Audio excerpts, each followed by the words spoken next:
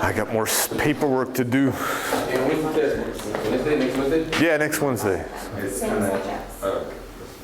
And I don't know if I'm going to have it on the computer or on paper yet. What do you guys like the computer? Huh? I think you can do Android. Mine, I get this Yeah. different, so it doesn't matter. I don't care. Whatever's easier for you. As long as it's not like. But you guys like the computer because you get your score like right away almost, kind of. Yeah, that's true, yeah. Not too much. As long as it's not too much. And multiples. Now, so there'll be some multiple choice and some of like that diagram I told you about. And don't forget the extra credit I told you about, right? Right. You guys. The deriving something. Oh, CO2? Carbon. Yeah, basically derive that equation. It looks like the Henderson-Hasselbalch equation, but it describes the pH control of the blood. Okay, and that's something that we'll do after the test. Yeah, yeah. You can't do that on the computer, can you? Well, if you're good at draw, or no, I guess you could enter in equations. Nah, yeah, paper is better for that. Can you repeat what it is one more time? So I want you to derive an equation that looks like the Henderson-Hasselbalch equation, but it describes how the body controls pH by either blowing off carbon dioxide or secreting bicarbonate, right? So you're going to have bicarb and carbon dioxide concentrations plus some constants equal to the pH somehow, right? Does that make sense? So you can do it. I know.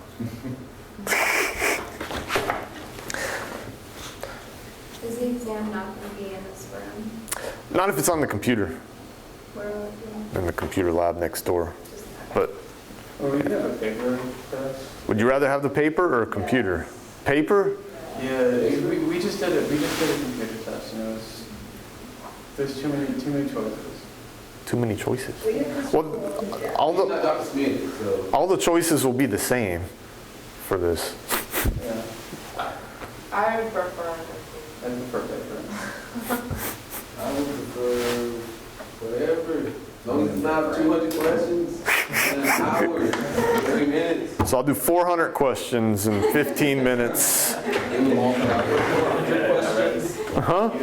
With 400 questions. I probably could, but I got to focus on other things right now.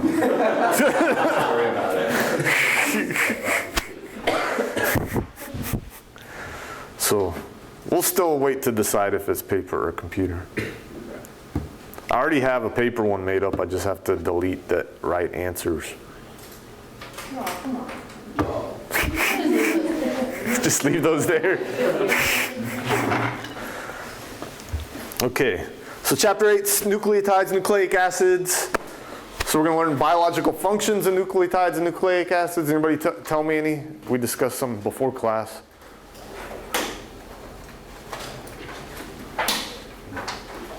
Ribosomes.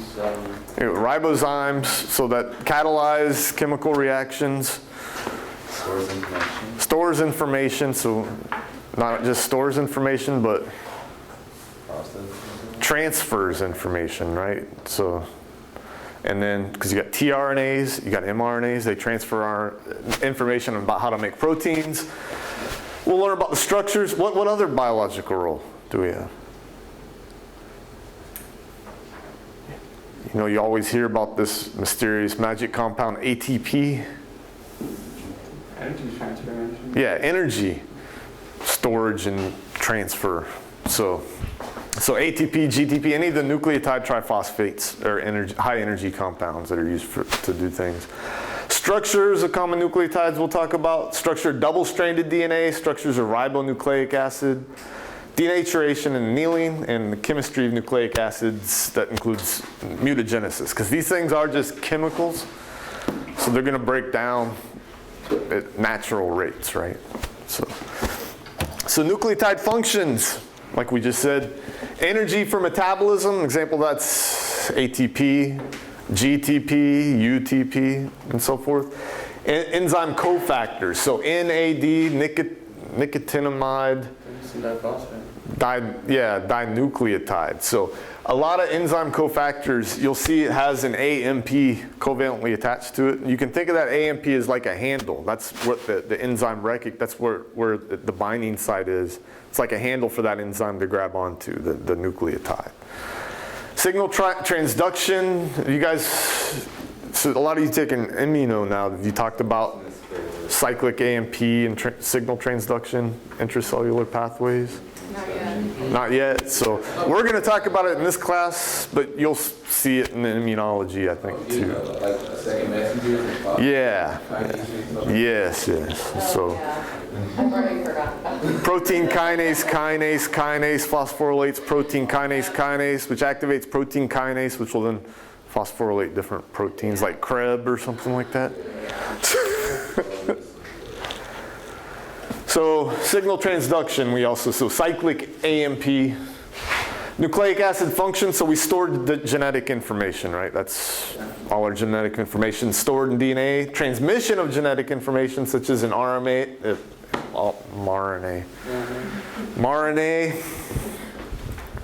Processing of genetic information. So ribozymes, they actually catalyze, it's the RNA itself actually catalyzes the reaction that forms that peptide bond. And then protein synthesis is tRNA and rRNA.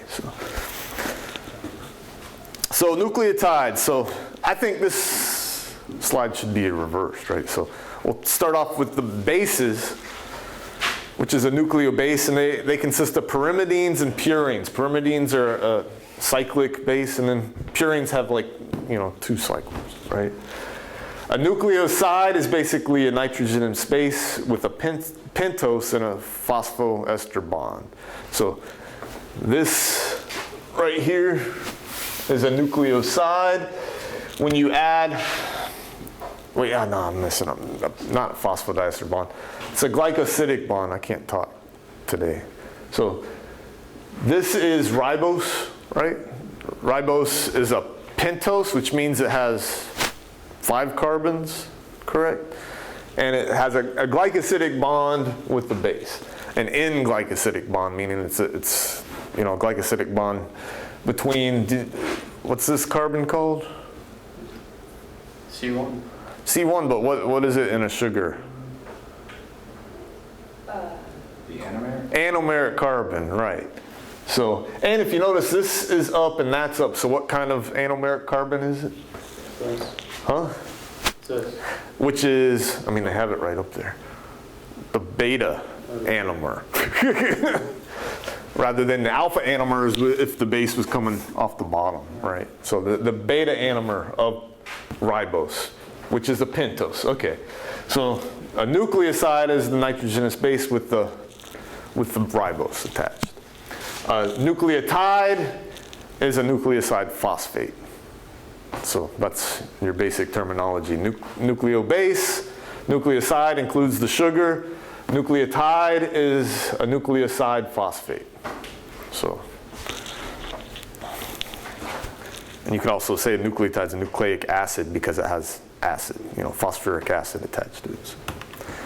So because it's phosphoric acid, nucleic acids are negatively charged at physiological pHs at 7, right? So it's always going to be negatively charged at neutral pH. Typically it's attached to the 5' position. Nucleic acids are built by using 5' triphosphates. So you have 3 phosphates and phosphodiester bonds, forming ATP, GTP, TTP, or CTP. You can also have DATP, DGTP, DUTP, and DCTP, right? Did I get those right? Not DUTP. God, I got them mixed up. But anyways, uridine. Anybody know why RNA has uridine and not DNA? Huh? Yeah, we'll talk about it later. But anyways, nucleic acids contain 1 phosphate moiety per nucleotide and may be attached to other positions. So these are high energy compounds, so you get to form, you're coming from single molecules that are high energy and you attach them all together, you lose a lot of entropy, right, to make a long organized chain. So the energy from forming those bonds comes from cleavage of the trinucleotide to make a mononucleotide. So for the overall. And these are some groups. Other nucleotides, adenosine 5 monophosphate. You can also have adenosine 2 monophosphate. Or this is cyclic AMP, so it's adenosine 2,3 cyclic monophosphate, where you have a cyclized structure with the phosphate between the 2 and the 3 prime hydroxy group on the ribose. Or adenosine 3 monophosphate. But the majority of what you see is the 5 prime monophosphate. So pentoses of nucleotides, so it's beta-D ribofuranose is an RNA, and beta-2 prime deoxy-D ribofuranase is in DNA. So I already pointed out that it's beta, right? It's D because it's the D isomer of ribose. And it's a furanose. Do you remember what a furanose ring is? It's a 5-ring. Yeah, it's a 5-membered ring, or 5. So furanose is a 5-membered ring. Glucose in its equilibrium forms a higher percentage of not a furanose, but a what? Do you guys know? Pyranose or pyranose, or I forget how to say it, but right. So it's pyranose because it's a 6-membered ring. The glucose forms, but ribose forms this furanose ring, and that's what you get in DNA or RNA. But the only difference between these two is what? Oh, the cis strands. No, you lack the 2' hydroxy group on the ribose. Okay? And different puckered conformations of the sugar ring are possible for both. And that will result in different forms of DNA. When we have actually the long structure, we've got alpha, or aDNA, bDNA, and zDNA are the possible forms of DNA. So ribose is an aldehyde, so it's an aldose, if you guys remember that. It's an aldose.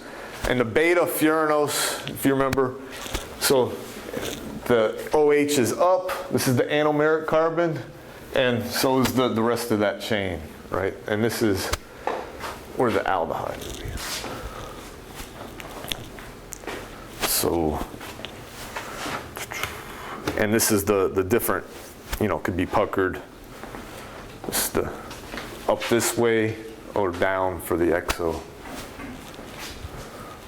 So this is the C2 exo versus the C3 exo. C2.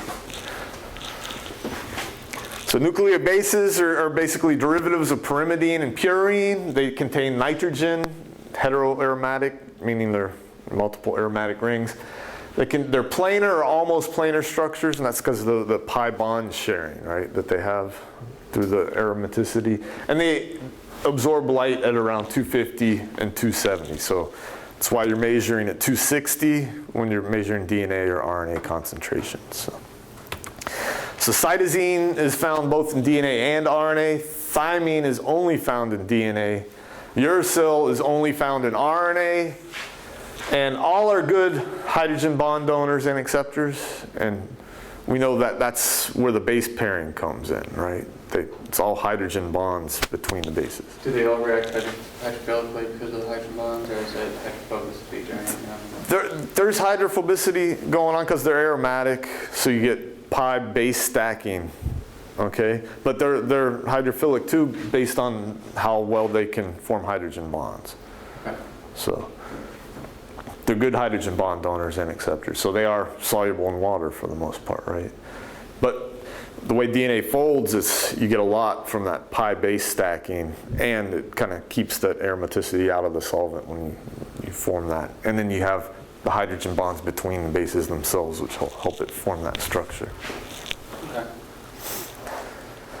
So cytosine pKa at N3 is 4.5, thymine is 9.5 at the N3, and then the neutral molecules at pH 7 for the most part. So here's your adenine and guanine. So these are your purines. So purines are heterocyclic, so 2 cyclic structures. And this is the nitrogen that forms the glycosidic bond, the N-glycosidic bond, right, with the ribose. And then your pyrimidines include cytosine, thymine, and uracil. So if you notice, thymine and uracil are pretty much the same compound except for one methyl group. So that's important for DNA, basically, or repairing facilities for DNA. So we'll talk, I think, a little bit later about what can go wrong with cytosine. So adenine and guanine are both found in RNA and DNA. They're also good hydrogen bond donors and acceptors. Adenine pK is about 3.8 at N1, and guanine pK at N7 is 2.4, so they're neutral molecules at pH 7 also. And the beta N glycosidic bond, so in nucleotides, the pentose ring's attached to the nucleobase via the N glycosidic bond. We already talked about this, and it's formed to the anomeric carbon of the sugar in the beta configuration. So the bond is formed to position of the N1 in the pyrimidines and the N9 in the purines. And it's quite stable to hydrolysis, especially in pyrimidines. And you can catalyze cleavage with acid catalysis. That's one of the older ways that they used to sequence small amounts of DNA. They treat it with acid, and you can tell what was what, basically. I don't think we talk about that in this class. So there's relatively free rotation can occur around that N-glycosidic bond, and the torsion angle of about the N-glycosidic bond is denoted by the symbol C.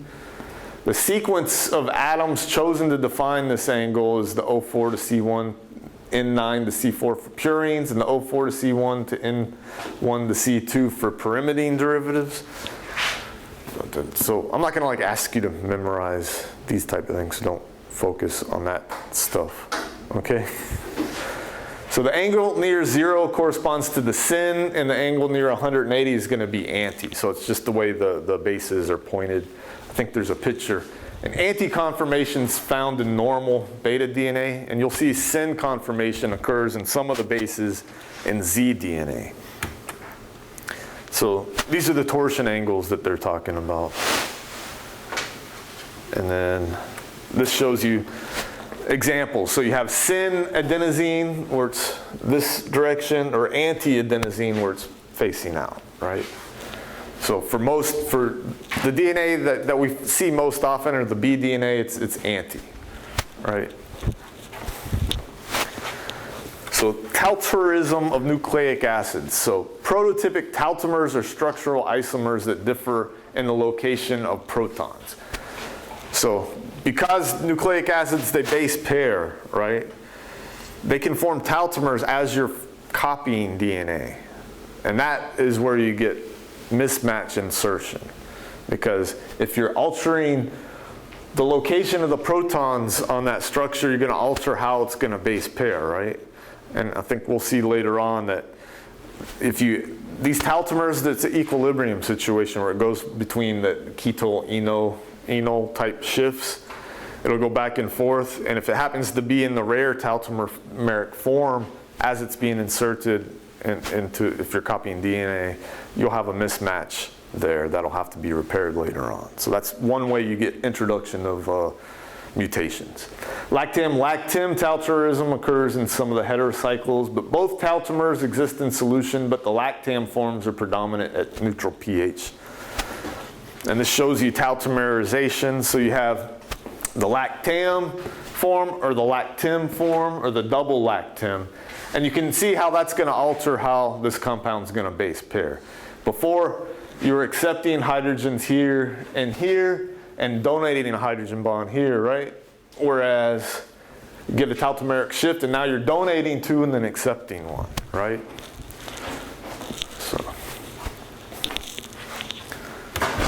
So UV absorption, because of all those pi electrons, they're going to be able to absorb light, right, and shift to a higher pi level, or your pi star electronic transition. So they absorb at about 260 nanometers. And the excited states of common nucleobases decay rapidly via radiationless transition. So you're not going to, they're not fluorescent, basically. So No fluorescence. Effective photoprotection of genetic materials is needed, right? And this shows you absorption sketch, absorption spectra of all your nucleotide monophosphate. Not all of them, but a bunch of them there.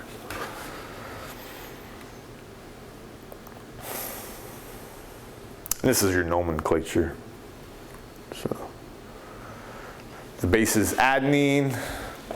Nucleoside is adenosine or deoxyadenosine. And then the nucleotide is adenylate or deoxyadenylate. Or, adenylyl acid if it was protonated. So this is the conjugate base of the acid, basically. That's your typical nomenclature for those. And you also will see it as symbols for RNA. You've seen A, G, T, C as the sequence. Always read 5' to 3'. You might also see DA, or for deoxyadenosine. And if your sequence is DA, and then you just list the sequence rather than D's in front of them all. Or DAMP for DAMP, and so forth.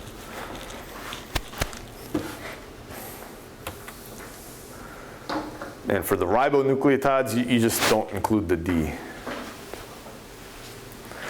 So modification to nucleosides are done after synthesis. So you can have 5-methylcytosine. It's commonly found in eukaryotes and also found in bacteria.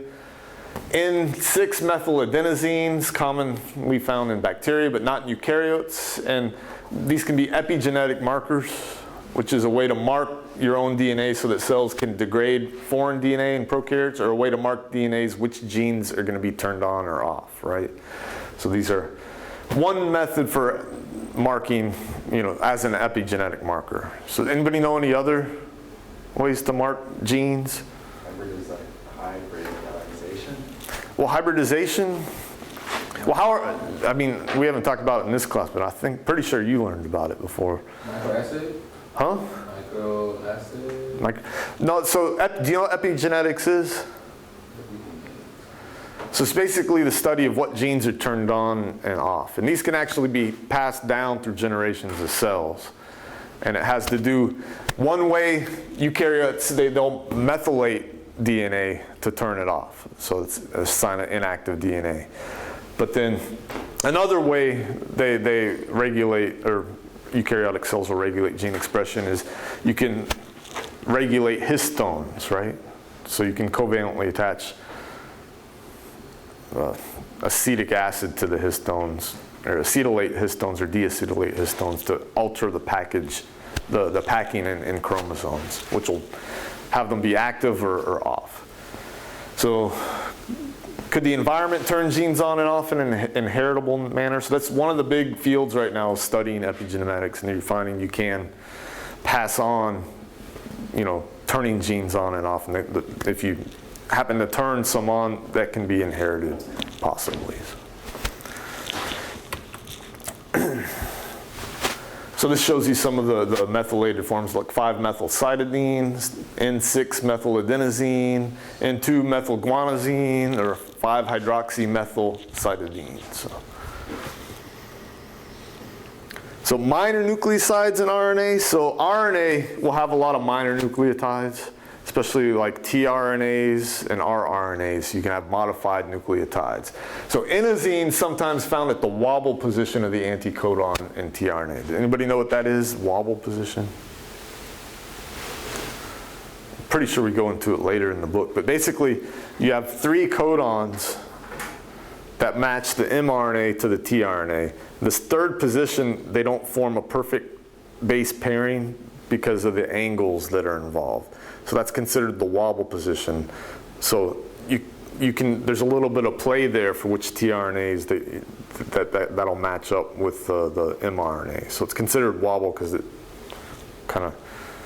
not perfect match, basically, it wobbles. And you can get inosine, which is a modified base that there at that position a lot. Pseudouridine is found widely in tRNA and rRNA, and it's more common in eukaryotes, but also found in eubacteria. It's made from uridine by an enzymatic isomerization after RNA synthesis. they think it might stabilize the structure of RNA and help in unfolding, or help enfolding the rRNA. So, and this shows you the structure of inosine, pseudouridine, 7-methylguanosine, or 4-thiouridine. So these are all things we can find in RNA.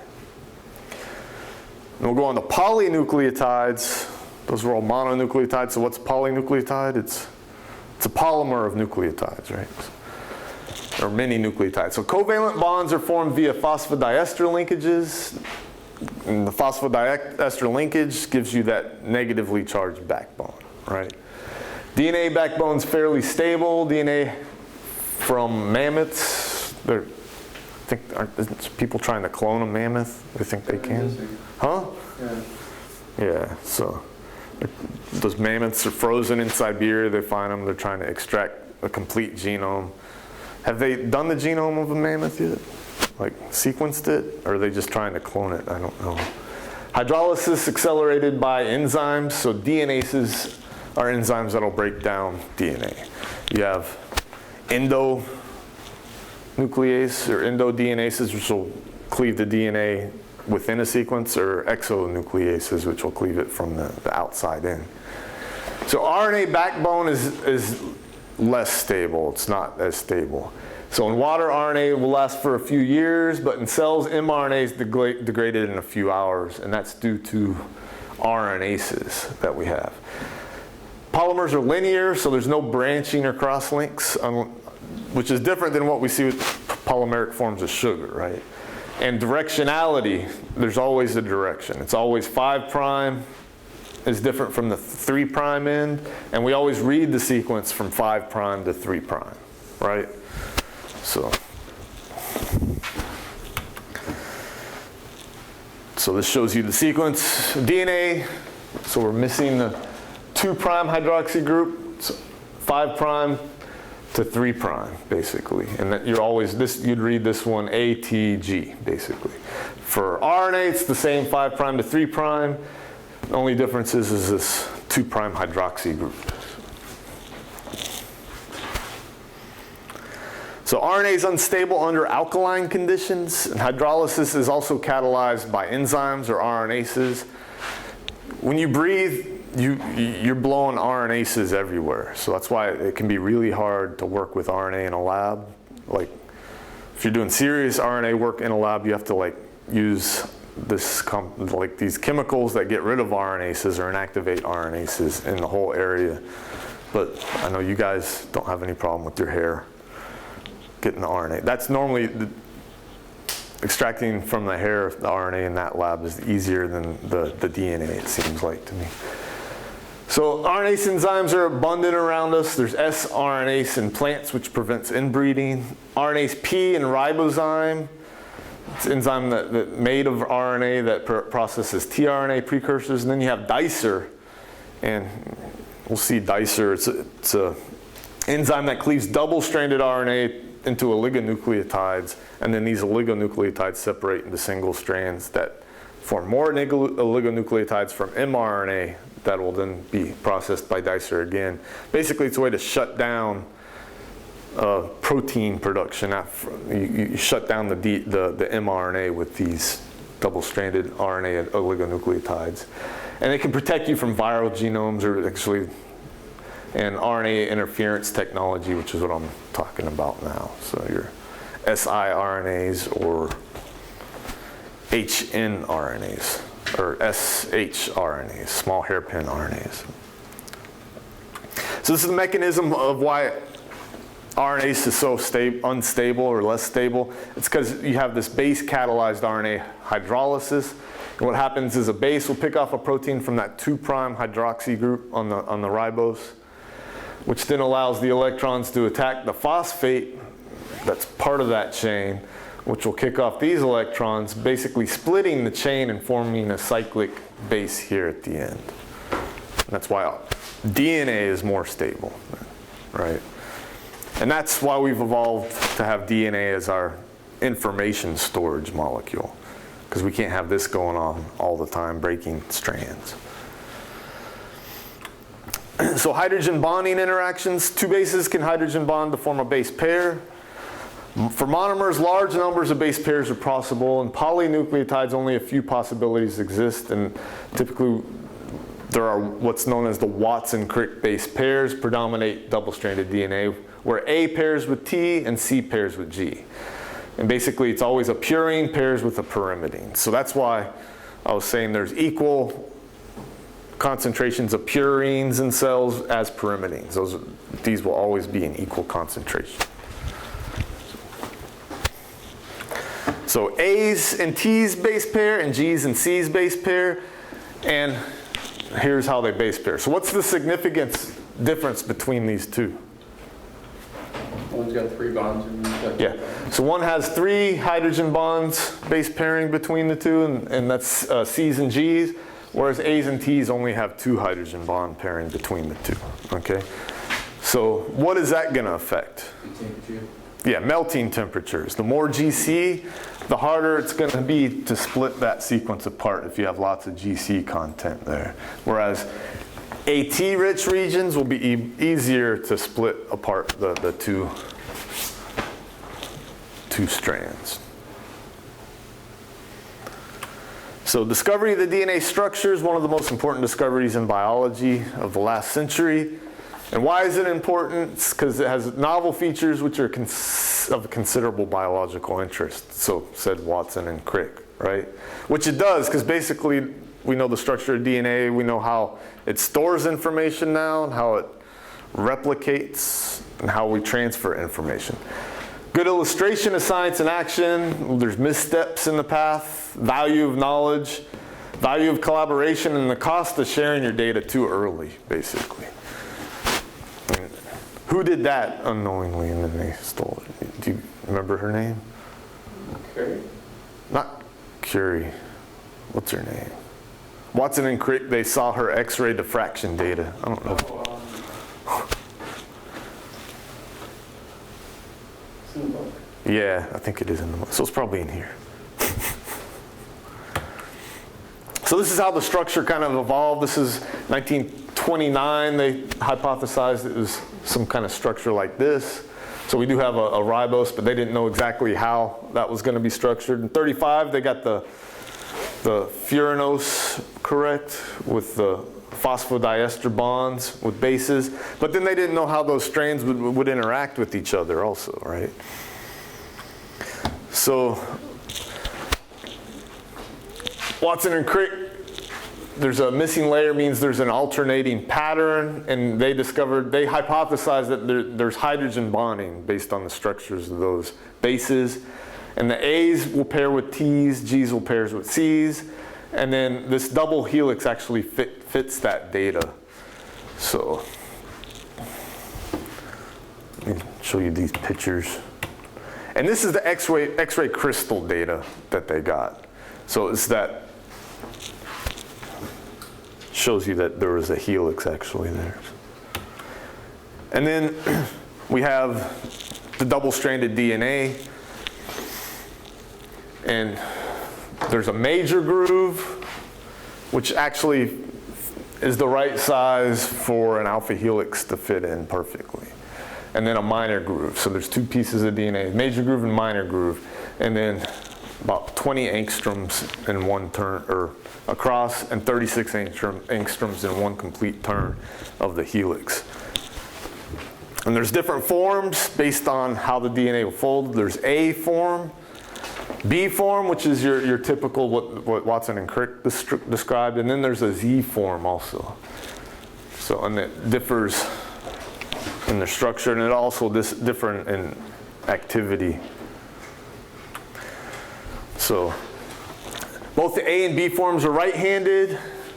Diameter for the A form is about 26 versus the B form's 20. Left-handed for the Z form.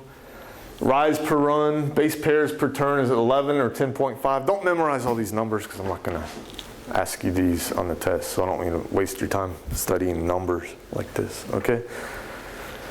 Base pairs tilt normal axis of the helix 20 degrees, 6 degrees, and 7. And then sugar pucker conformation So C3 endo, C2 endo, and then C2 endo for pyrimidines and C3 endo for purines. And the important thing with Z is that it's anti for pyrimidines and syn for purines for the most part, whereas the A and B, they're always anti. Remember, and that's where the base is pointed away from the phosphate, basically, the backbone. Syn is when that base is pointing towards it. So complementary of DNA strands, so the two chains differ in sequence, and that sequence is read from 5' to 3'. Two chains are complementary, so they'll base pair with each other, and the two chains run anti-parallel. So what does that mean, anti-parallel? Yeah, so one runs down from a 5' to 3', and then the other runs up from 5' to 3'. So they're kind of going in opposite directions. So that's an important feature of double-stranded DNA, is that they're anti-parallel. So, and because they base pair like that, you can get replication of the genetic code. So first you need strand separation, and each strand serves as a template for a copy of the other, right? So synthesis is catalyzed by enzymes known as DNA polymerases. Anytime you have aces, that's typically, that is an enzyme. And newly made DNA molecules have one daughter strand and then one parent strand.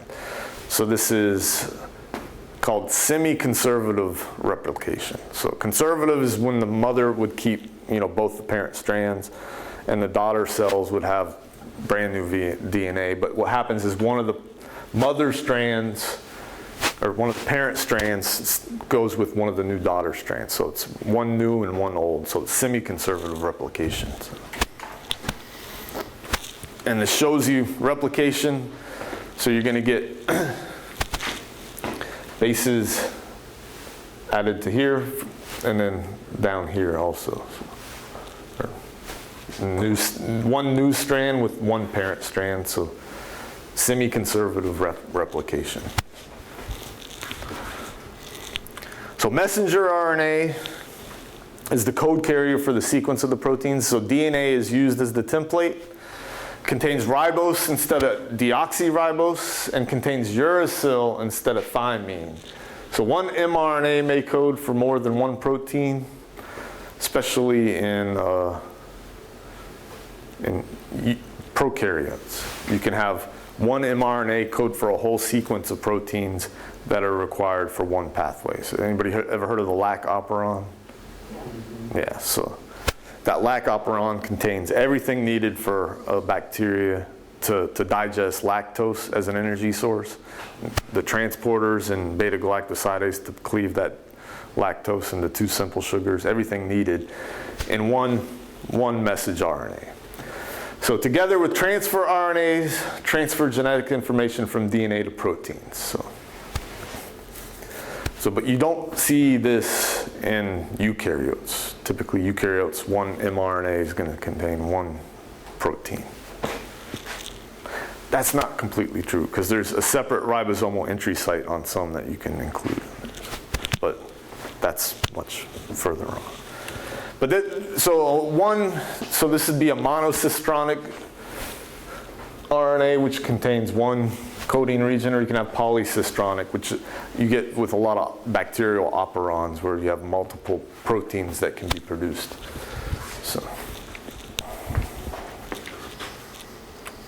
And then this is basically going to be that RNA structure. It can form helical structures also. Palindromic sequences can form hairpins and cruciforms. So what's a palindrome, do you guys know? Backwards and forwards. So the book gave you these ones. I don't even know how to say these. Anybody know a palindrome?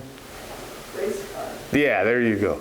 That's the one I'm always familiar with. I've never heard of this. I don't know how to say it, or the ancient Greek text either. But anyways, it's basically spelled the same forward and backward, like race car. So what that means in DNA, if you have this the same forward and backwards, this is a palindrome, it can base pair with itself, right? When it's like this. So this G can base pair with this T will base pair with this, and so forth. And you can form what's known as cruciform DNA, where it forms a cross. Do you see how that is? So you can also get hairpins in certain RNA structures, such as this. And one of the siRNA, you can produce a vector to get a cell to produce a small hairpin RNA, which will then come and get cleaved by dicer, and you can shut down mRNA with that. So small hairpin, you have a region that's going to base pair here versus there with a small little loop that doesn't base pair. And that can lead to structures like this. So you can have real complex structures where you have all kinds of hairpins and loops that can ultimately lead to three-dimensional structures like you see here. And this is an example of a tRNA. So, and it has a three-dimensional structure. So DNA denaturation, so covalent bonds remain intact when you denature. All you do is just break the hydrogen bonding interaction between the two strands. So the genetic code remains intact. Hydrogen bonds are broken, the two strands separate. You lose base stacking, so you will actually see an increase in absorption when you melt the DNA. Denaturation can be induced by a higher temperature or a change in pH. I think that's where that comes from too, melting DNAs, because you increase the temperature to cause them to denature. Have you heard that term, melting? So when you denature DNA, it's also known as melting the DNA, even though it's in solution as it is. So denaturation may be reversible, so once you lower the temperature or change the pH back to a neutral pH, it'll re-anneal. Those two strands will come back together. And this is actually, it forms the basis of how PCR works, right? So we melt the templates, then we're going to drop it down to an annealing temperature, and we give it an overabundance of small primers. So rather than annealing to the templates back together, if you have a super high concentration of primers, it'll be more likely to anneal to a primer. And then you can use that primer to build new stranded DNA off of that. So that's basically the form, gives you the process of PCR. So this is the process of denaturation. You have a double helical strand. You can denature it. You get separation of strands, and then that'll re-anneal back together to form the original double helix. So thermal denaturation or melting. DNA exists as a double helix at normal temperatures. Two DNA strands dissociate at elevated temperatures. And then the two strands will re-anneal when the temperature is lowered. And the reversible thermal denaturation and annealing forms the basis of polymerase chain reaction. I already covered this slide, didn't I? So you can monitor by monitoring the UV spectrometry at 260, and you'll see that you get an increase in absorption. So, and this just shows you the melting temperatures when you have half that's denatured, and shows you two different strands with two different melting points. Two different pHs, so pH and ionic strength can alter the melting temperatures. So the midpoint of melting depends on base composition, right? So if you have a high GC content, it increases the melting point. Why? Because it only has 2 hydrogen bonds. Three. So TM depends on the DNA length, so you have forming more hydrogen bonds between that sequence also is going to increase your melting point. And that's important for short DNA more so than long DNA. The TM depends on the pH and the ionic strength. So high salt concentrations are going to increase your TMs. And this shows you correlation between percent GC and the melting temperature of nucleotides. And as you see, you increase the percent GC, that melting temperature goes up in a linear fashion. So AT-rich regions will melt at lower temperatures than GC-rich regions. So this shows you sites on a strand of DNA that are AT-rich, and you get little openings in that double strand. So you'll see later on that a lot of like promoter regions where you get the start of transcription, where you start making mRNA or so forth, will be a little AT-rich region where you start to unwind that DNA. Same thing with copying DNA. It's going to need a little place where the polymerase will be able to get in and unwind that DNA before it can copy it. So two near complementary DNA strands can hybridize, so they don't have to be perfectly matched in base content to hybridize. And that's why when you're doing PCR, you have to optimize your annealing temperature. If you have a really low annealing temperature, you can get mismatched priming and get a lot of garbage. So you have to optimize your salt content and your annealing temperature when you're optimizing PCR. So detection of a specific DNA molecule in a complex mixture, you can do that with radioactive detection or fluorescent DNA chips. You guys seen those? We don't work with any of the radiation here. And you won't be working with a fluorescent DNA chip, so that you guys that are in methods 1 now are going to be doing a southern blot where you're going to make an enzyme labeled, or not an enzyme labeled, but a tag labeled DNA probe that you use an antibody that has an enzyme to detect where that is on a membrane.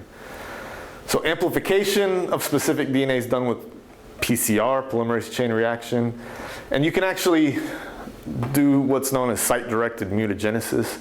You can use a mismatched primer where you have one base different, and you can do what's called rolling circle mutagenesis, where you copy a whole plasmid with one mismatched base.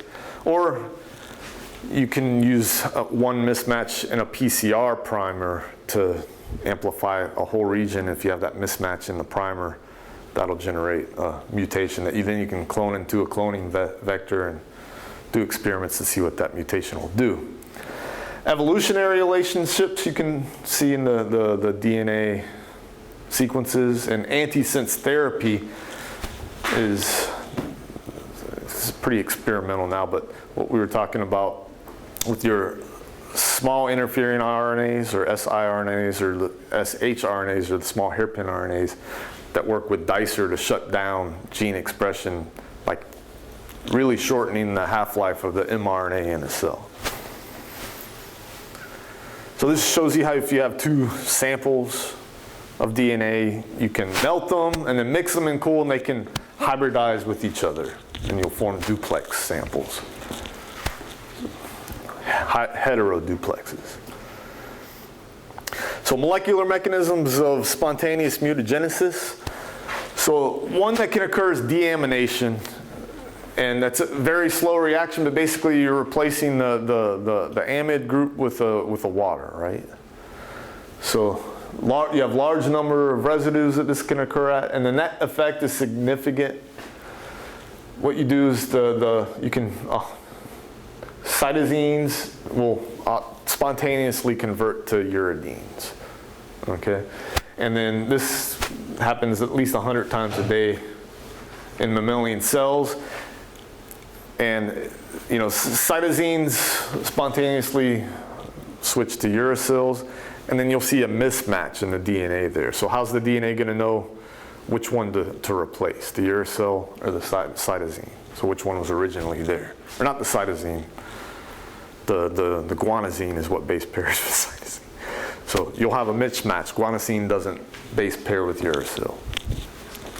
So we'll talk about that in a minute. Depurination, so N-glycosidic bond can be hydrolyzed, and this happens a lot. 10,000 purines are lost a day in a mammalian cell. Cells have mechanisms to correct for both of these modifications. So here we go, your cytosine to uracil.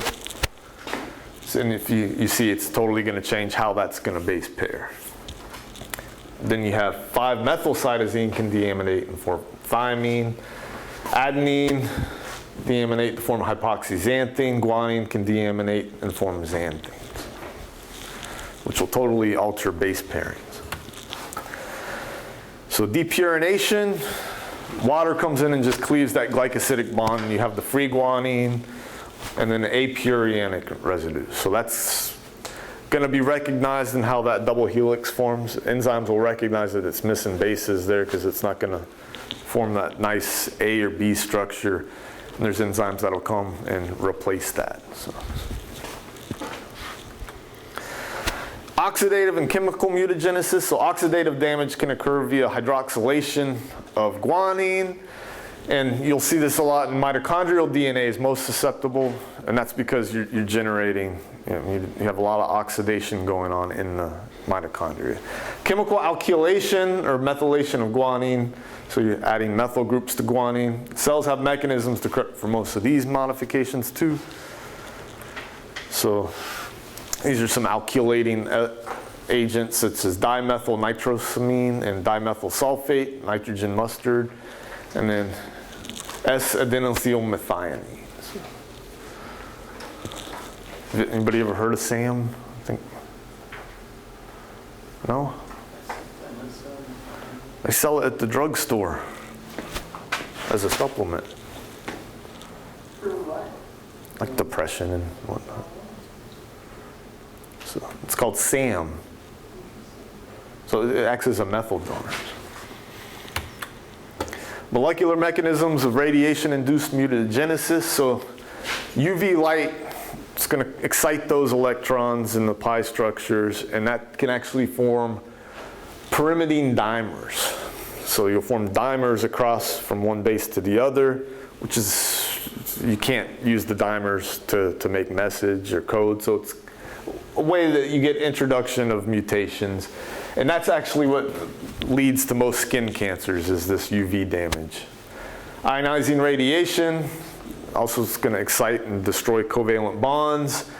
You're going to cause ring opening and strand breakage, and these are difficult to fix. There's a lot more mechanisms to deal with the pyrimidine dimers, but if you have so much UV exposure, that can be, overwhelmed basically and saturate that. Cells can repair some of these, but others cause mutations, and if over time we accumulate more and more mutations, it's linked to aging and carcinogenesis. So this shows a kink in the helix where you have a pyrimidine dimer. So it's going to alter that shape of the DNA.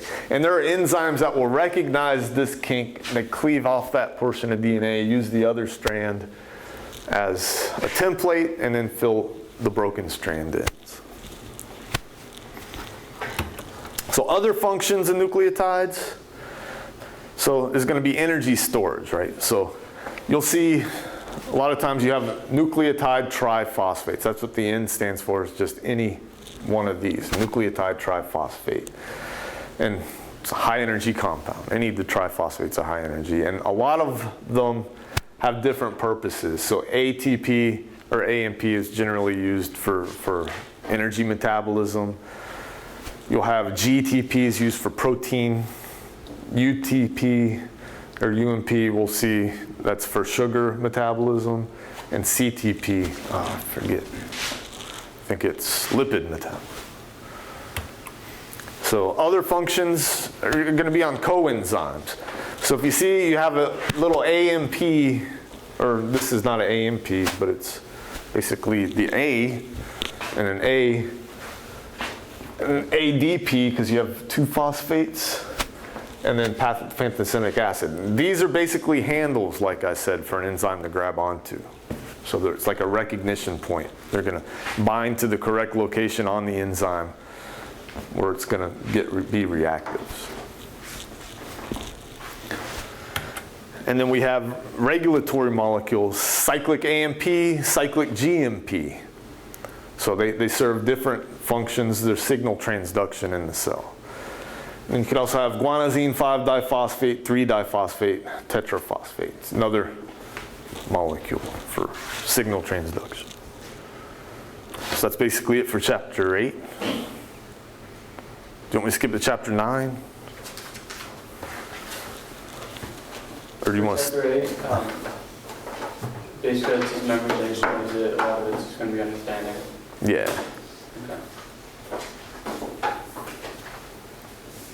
Okay. So that's it for today, I guess. Is that good? Yeah, perfect.